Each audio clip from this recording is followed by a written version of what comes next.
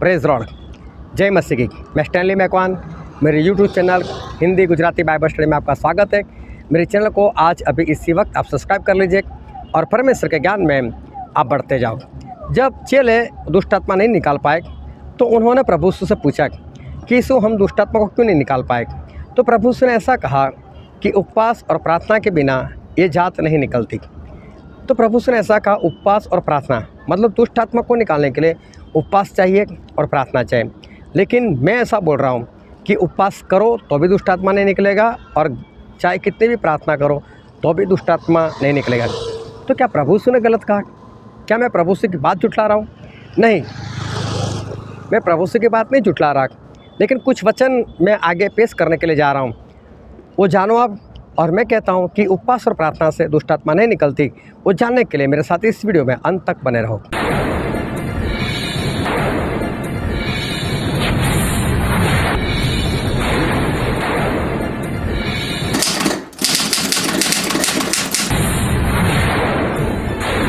एक बार ऐसा हुआ था कि प्रभु यीशु के 70 चेले थे और प्रभु यीशु के 70 चेले वो प्रभु यीशु को छोड़ चुके थे और प्रभु यीशु को छोड़कर कहीं पर जा रहे थे। अभी जहाँ पर जा रहे थे तो रास्ते में एक इंसान था, तो उसके बेटे को दुष्ट आत्मा ने पकड़ा हुआ था और वो बच्चा बचपन से मतलब हो सकता है जैसे पैदा हुआ वैसे ही या 1-2 दिन के बाद किसी दुष्ट आत्मा ने उसको पकड़ लिया था। अभी बच्चा थोड़ा बड़ा हुआ था लेकिन था अभी भी बच्चा, हो सकता है 10-12 साल का हुआ हो, और उसके अंदर अभी भी दुष्ट आत्मा थी और दुष्ट आत्मा बार बार उसको ख़त्म करने के लिए जा रही थी। कभी तो उसको पानी में डाल देती थी या तो कभी उसको आग में डाल देती थी, उसको मारने का प्रयत्न करती थी।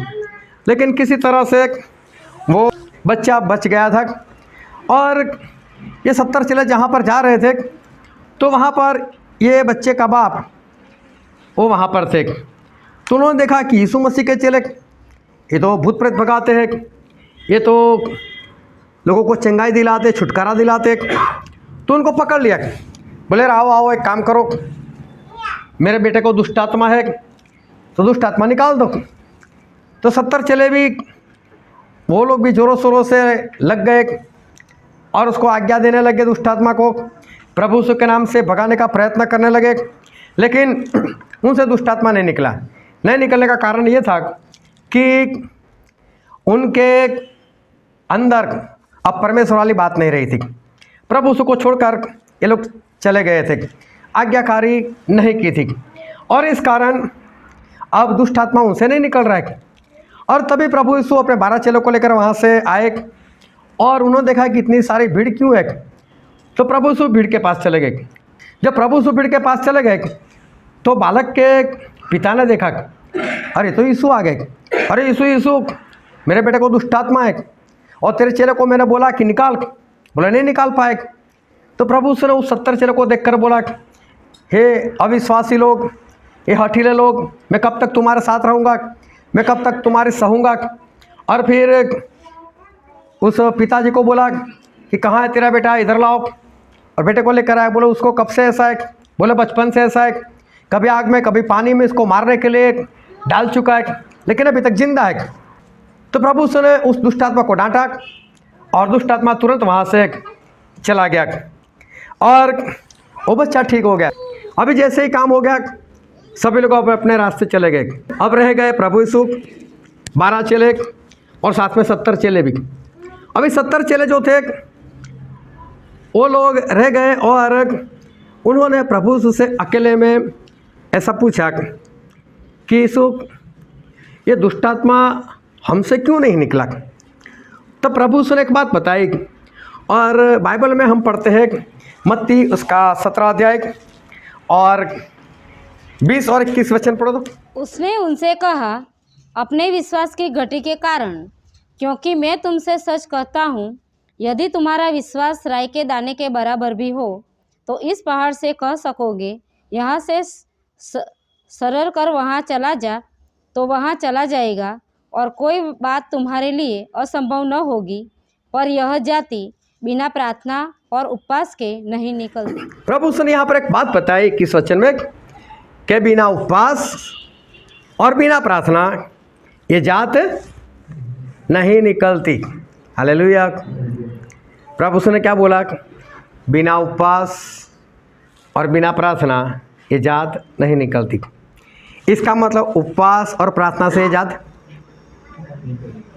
निकल जाएगी। प्रभु ने क्या बोला? बिना उपवास ये भूत प्रेत की जात नहीं निकलती। सभी लोगों को सुनाई दे रहा है ना? हाँ, तो सामने से उत्तर देना। उपवास और प्रार्थना के बिना ये जात नहीं निकलती, और उपवास और प्रार्थना हो तो निकल जाएगी। अभी मैं परमेश्वर के वचन का विरोध नहीं कर रहा, लेकिन कुछ बोलता ऐसा ही रहा हूँ। मैं ऐसा बोलना चाहता हूँ कि उपवास और प्रार्थना से भी ये जात नहीं निकलती, चाहे प्रभु यीशु ने बोला। लेकिन मैं ऐसा कहता हूँ कि उपवास और प्रार्थना से भी ये जात नहीं जाएगी। ध्यान से सुनते रहना। हम कभी परमेश्वर के वचन का विरोध नहीं करते। अभी देख, बहुत लोग उपवास करते, कई लोग शुक्रवार का करते हैं, कई लोग बुधवार का करते हैं। बस हम एंड में आ चुके जनवरी के, अगले महीने से और उपवास शुरू होंगे जो लगातार 40 दिन चलेंगे। और अगर भस्म बुधवार से शुरू करेंगे तो 46-45 दिन तक चलेंगे उपवास। संडे में छुट्टी मिलेगी और लोग ये काम करेंगे। जब उपवास करेंगे तो प्रार्थना भी तो करते हैं। हालेलुया। अब मैं बोलता हूँ 40 उपवास करो अगले महीने, प्रार्थना भी करो, क्या दुष्ट आत्मा निकलेगा? जोरों से बोलो। आप भी बदल गए, मतलब उपवास और प्रार्थना से नहीं निकलने वाली। अभी आप भी मानते हो ना? हम प्रभु यीशु को नहीं झूठा करा करेंगे। प्रभु यीशु सच्चे, और कैसे सच्चे वो देखेंगे। लेकिन लोग उपवास करते हैं कि नहीं करते? लेकिन क्या उससे दुष्ट आत्मा निकल जाएगा? ये गर्दन जो है कम से कम 5 किलो की होगी, उसको मत हिलाओ। जो 50 ग्राम की जबान है उसको हिलाओ, है ना? सभी लोग उपवास करते हैं कि नहीं? हाँ। और प्रार्थना भी करते हैं ना? तो क्या दुष्ट आत्मा निकल जाएगा? नहीं निकलेगा।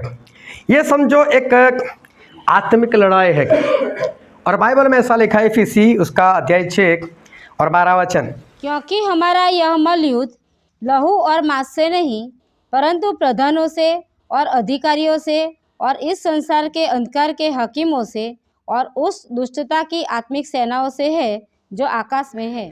हमारी लड़ाई शैतान से, उसके अधिकारियों से, उसके हाकिमों से, उसके प्रधानों से हमारी लड़ाई है। अभी देखो, लड़ाई है तो लड़ाई के हथियार भी है। लड़ाई होती है तो लड़ाई के हथियार भी होते हैं। जब जब इजराइल की लड़ाई हुई हथियार चले, आज भी लड़ाई हो रही तो आज भी हथियार है। पहले को और अभी के हथियार में कुछ फ़र्क है, लेकिन लड़ाई है तो हथियार भी है। और फिर वहीं पर लिखा है इफिसी 6:10 और 11 वचन, इसीलिए प्रभु में और उसकी शक्ति के प्रभाव में बलवंत बनो, परमेश्वर के सारे हथियार बांध लो कि तुम शैतान की युक्तियों के सामने खड़े रह सको। यहाँ पर लिखा है कि परमेश्वर के कितने हथियार ले लो? सारे हथियार ले लो। देखो, परमेश्वर के भी हथियार है। हमारी लड़ाई अगर शैतान के साथ है तो हमारे पास हथियार भी है। हम परमेश्वर के योद्धा है, और योद्धा हो तो योद्धा के पास क्या होना चाहिए? हथियार होना चाहिए। फिर उसका 13 वचन, इसीलिए परमेश्वर के सारे हथियार बांध लो। यहाँ एक बार फिर से लिखा है परमेश्वर के सारे हथियार बांध लो। मतलब 1-2 हथियार नहीं, हमें कितने चाहिए? सारे के सारे हथियार चाहिए। अभी देखो हथियार कौन कौन से, 14 से 17 पढ़ो। इसीलिए सत्य से अपनी कमर कसकर और धार्मिकता की जिलम पहनकर और पाँव में मेल के सुसमाचार की तैयारी के जूते पहनकर और इन सब के साथ विश्वास की ढाल लेकर स्थिर रहो, जिससे तुम उस दुष्ट के सब जलते हुए तीरों को बुझा सको, और उद्धार का टोप और आत्मा की तलवार जो परमेश्वर का वचन है ले लो। देखो, यहाँ पर जो हथियार है उसमें सबसे पहला है सच्चाई। सच्चाई का कमर बेल्ट। एक बेल्ट रहते जो हम पैंट में पहनते, लेकिन परमेश्वर सच्चाई को बेल्ट बताते हैं। सबसे पहला हथियार है सच्चाई, दूसरा है धार्मिकता की झिलम, और धार्मिकता मतलब आज्ञाकारी का बख्तर। तीसरी बात है मेल के जूते, मेल मतलब शांति के जूते। चौथा है विश्वास की डाल, अगर कोई वार करे तो उस वार को उस डाल के ऊपर उठा लो, उसके लिए। पांचवा हथियार है उद्धार का टोप, और छठवां है आत्मा की तलवार, जो परमेश्वर का वचन है, ले लो।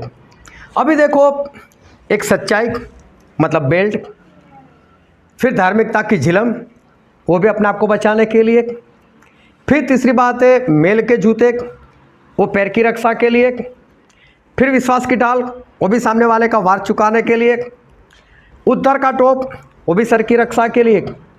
ये सारा हमारे रक्षा के लिए। सामने मारने के लिए कौन सा है? एक ही है, और वो है आत्मा की तलवार, मतलब परमेश्वर का वचन। एक ही बात है जिससे हमें दुष्ट आत्मा को मारना है। हालेलुया। दुष्ट आत्मा को मारने के लिए क्या है? क्या है? आत्मा की तलवार, वचन। अभी देखो, प्रार्थना उपवास को क्या करेंगे? परमेश्वर के जितने भी हथियार है उसमें प्रार्थना हथियार है? नहीं लिखा। प्रार्थना को हथियार नहीं बताया यहाँ पर। उपवास को हथियार बताया, यहाँ पर उपवास को भी हथियार नहीं बताया। जो हथियार बताया उसमें तो उपवास है ही नहीं, प्रार्थना है ही नहीं। और प्रभु यीशु ने ऐसा कहा कि उपवास और प्रार्थना के बिना ये जात नहीं निकलती। अभी मैं प्रभु यीशु के ऊपर आता हूँ। पूरा बाइबल पढ़ लेना, चारों सुसमाचार पढ़ लेना, जहाँ पर प्रभु यीशु के बारे में लिखा है। जब जब प्रभु यीशु ने दुष्ट आत्मा को निकाला, क्या उस वक्त प्रभु यीशु का उपवास था? 5 किलो वाला नहीं, 50 ग्राम वाला। उस वक्त प्रभु यीशु का उपवास नहीं था। क्या उस वक्त प्रभु यीशु ने प्रार्थना की दुष्ट आत्मा को निकालने के लिए? प्रभु यीशु ने वहाँ पर प्रार्थना भी नहीं की, कभी नहीं। प्रभु ने ऐसा नहीं किया, तो अभी दुष्ट आत्मा निकला ना प्रभु यीशु से। तो प्रभु यीशु ने ऐसा क्यों कहा? जब उन्होंने दुष्ट आत्मा निकालने के वक्त उपवास नहीं किया, जब उन्होंने दुष्ट आत्मा निकालने के वक्त प्रार्थना नहीं की, तो उन्होंने हमें क्यों ऐसा बोला कि उपवास और प्रार्थना के बिना ये दुष्ट आत्मा नहीं निकलता? अभी सिर्फ अपने दिमाग को थोड़ा सा जोर देना और थोड़ा सा इस बात के लिए सोचना। समझ लो कहीं पर आपको बुलाया गया, किसी के अंदर दुष्ट आत्मा है और आपको बुलाया गया, आप उपवास के साथ वहाँ पर पहुँच भी गए, और उपवास के साथ पहुँचने के बाद निकालने के लिए जैसे प्रभु से बोला उपवास और प्रार्थना, अभी वहाँ पर जाकर प्रार्थना करनी। अभी प्रार्थना किससे करोगे? दुष्ट आत्मा को। ओ भाई साहब प्लीज़ निकल जाए यहाँ से, मैं तेरी विनती करता हूँ, उपवास कर कर आया हूँ, निकल यार तू। उससे तो नहीं करेंगे।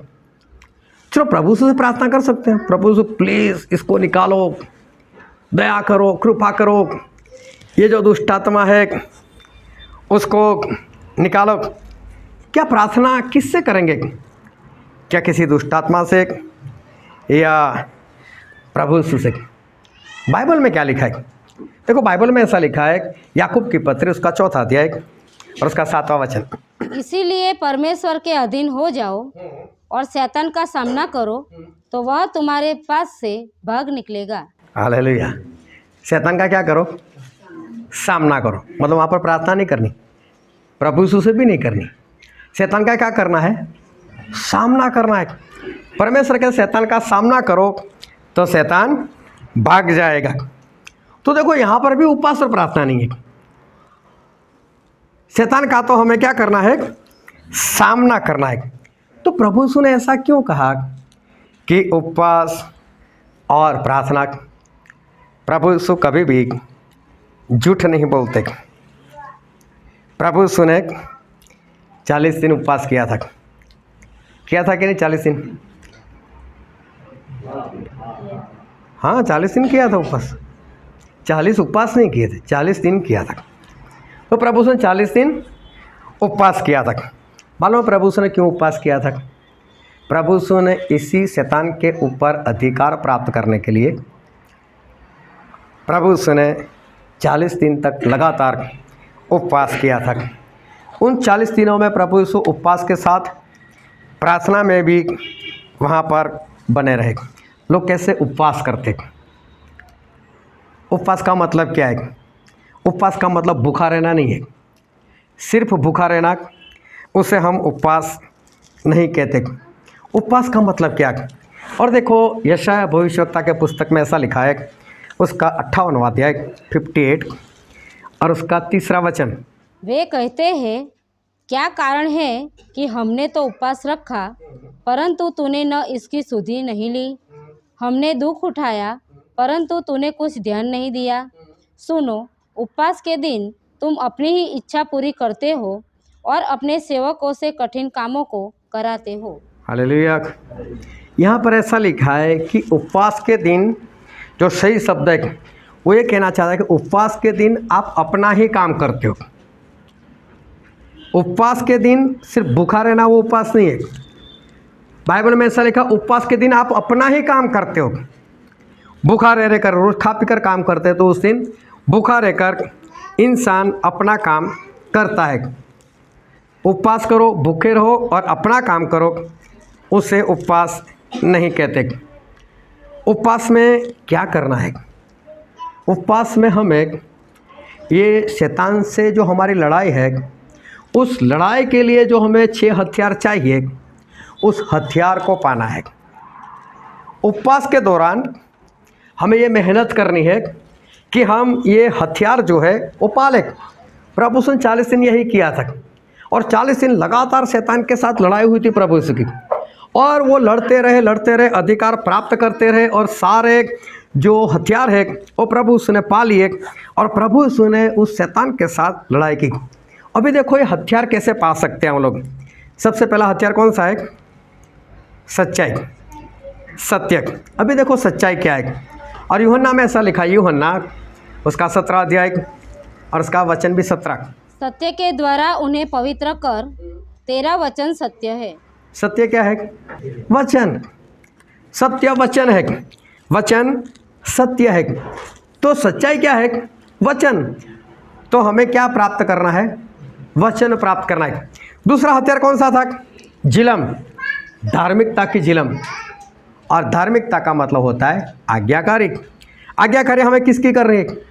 वचन की आज्ञाकारी करनी है। तो आज्ञाकारी भी कहाँ से मिलेगी हमको? वचन से ही मिलेगी। तो आज्ञाकारी किसकी है? वचन की। हालेलुया।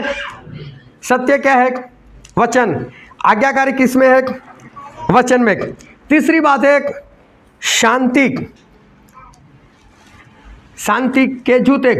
और यूहन्ना में ऐसा लिखा है, यूहन्ना उसका 14वां अध्याय और उसका 27 वचन। मैं तुम्हें शांति दिए जाता हूँ, अपनी शांति तुम्हें देता हूँ।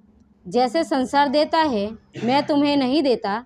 तुम्हारा मन व्याकुल न हो और न डरे। प्रभु से ऐसा कहते हैं कि मैं तुम्हें मेरी शांति देता हूँ। प्रभु यीशु अपनी शांति देते। मतलब शांतिदाता कौन है? प्रभु यीशु। शांति देने वाले कौन? प्रभु यीशु। और प्रकाशित वाक्य 19:13 में ऐसा लिखा है कि प्रभु यीशु का नाम परमेश्वर का शब्द है। तो शांति किस में है? परमेश्वर के शब्दों में, मतलब वचन में। तो शांति भी कहाँ है? वचन में। सत्य कहाँ पर है? वचन में। आज्ञाकारी कहाँ पर है? शांति कहाँ पर है? शांति भी वचन है। फिर लिखा है विश्वास की ढाल, उसको ले लो। विश्वास किसके ऊपर करना है? तो विश्वास भी तो वचन है। हालेलुया। सबको समझ में आ रही? विश्वास भी तो वचन है। फिर बोला है कि उद्धार का टोप। उद्धार मतलब मुक्ति, मुक्ति मतलब छुटकारा। और भजन संहिता में ऐसा लिखा है, उसका 107वां अध्याय और 20 वचन। वह अपने वचन के द्वारा उनको चंगा करता और जिस गड्ढे में वे पड़े हैं उससे निकालता है। हाँ, छुटकारा कहाँ से मिलता है? वचन से। उद्धार कहाँ से मिलता है? वचन से। तो उद्धार भी क्या है? उद्धार भी तो वचन है। और आखिरी हथियार कौन सा है? वार करने के लिए? आत्मा की तलवार। वो भी क्या है? हालेलुया। सत्य कहाँ पर है? वचन में। धार्मिकता आज्ञाकारी कहाँ है? वचन में। मेल कहाँ है? वचन में। विश्वास कहाँ है? वचन में। उद्धार कहाँ है? वचन में। आत्मा की तलवार क्या है? ये 6 के 6 हथियार तो वचन में है। तो उपवास में हमें क्या करना है? सबसे ज़्यादा वचन पढ़ना है। हम लोग क्या करते हैं? हमारे काम करते रहते हैं, और बाइबल तो हर रोज़ जितना पढ़ते हैं उतना उस दिन भी उतना ही पढ़ते हैं। लेकिन उपवास के दिन क्या करना है? हमें हमारे सारे कामों को एक और करना है, और बाइबल को लेकर बैठना है, और बाइबल उस दिन सबसे ज़्यादा पढ़ना है। बाइबल पढ़ोगे तो वो सत्य आपके अंदर आएगा, क्योंकि बाइबल सत्य है। जब सत्य आपके अंदर आएगा तो बाइबल के अंदर ही आज्ञा है, तभी आपको पता चलेगा ये आज्ञा मुझे माननी है। जब आज्ञा ही नहीं मालूम तो कैसे पता चलेगा? और फिर शांति के जूते, तो शांति भी तो बाइबल है, तो तभी तो आपके पास शांति आएगी। फिर जो विश्वास, तो विश्वास भी तो वचन के ऊपर करना है, तो बाइबल पढ़ोगे तभी तो आपका विश्वास बढ़ेगा। उसमें दाऊद की बातें पढ़ोगे, सुलेमान की बातें पढ़ोगे तो विश्वास बढ़ेगा। सिर्फ ये दोनों की बात नहीं, मैं पूरे बाइबल की बात कर रहा हूँ। तो बाइबल पढ़ोगे तो विश्वास बढ़ेगा। तो बाइबल के वचन के द्वारा तो हमारे जीवन में उद्धार आता है। तो उद्धार मतलब तो वो भी तो बाइबल है। और आत्मा की तलवार वो भी क्या है? वचन ही। ये 6 के 6 हथियार एक ही जगह पर है, और वो है बाइबल का वचन। हालेलुया। अभी उपवास हमें क्यों करना है? ये हथियार को पाने के लिए। सारे हथियार कहाँ है? वचन में। तो उपवास के दिन हमें क्या करना है? वचन पढ़ना है। कितना पढ़ना है? जब तक उपवास है ना। जब से उपवास शुरू होता है और जब उसका एंड होता है, तब तक हमारे अंदर वचन वचन और वचन ही है। तो उपवास में बाइबल पढ़ना है। बाइबल पढ़ोगे तो सारे हथियार जो है वो हमारे अंदर आ जाएंगे। और बाइबल पढ़ेंगे तो हम परमेश्वर से प्रार्थना भी करेंगे, परमेश्वर हमको बाइबल का वचन सिखाओ, प्रभु हमको ये याद रखने के लिए मन दो, शक्ति दो। तो उपवास एक ऐसी चीज़ है जिसमें हमें हथियार मिलते हैं, और परमेश्वर की प्रार्थना में हम मजबूती पाते। जब उपवास और प्रार्थना होते हैं तो सारे हथियार हमारे अंदर आते हैं। हथियार आते हैं तो हमें क्या करना होता है? शैतान का सामना करना होता है। और शैतान का सामना करना हो तो शैतान क्या करता है? भाग जाता है। तो प्रभु ने झूठ नहीं बोला कि उपवास और प्रार्थना के बिना ये दुष्ट आत्मा नहीं निकलता। उपवास और प्रार्थना ऐसे ही निकलता है। लेकिन ऐसा उपवास करोगे तो, ऐसा उपवास कर कर ये सारे हथियार अपने अंदर ले लोगे तो जिस दिन निकालने जाना उस दिन उपवास नहीं होगा तो चलेगा। उससे पहले हथियार को पाकर रखो। तो उपवास और प्रार्थना के जरिए हमें ये सारे हथियारों से सज्ज होना है। और सारे हथियार अगर हम ले लेंगे उपवास और प्रार्थना से तो दुष्ट आत्मा निकल जाएगा, क्योंकि उसको पता चल जाएगा कि इसके पास सारे हथियार है। लेकिन फालतू उपवास मत करना, सिर्फ भूखा रहना वो उपवास नहीं है। हालेलुया।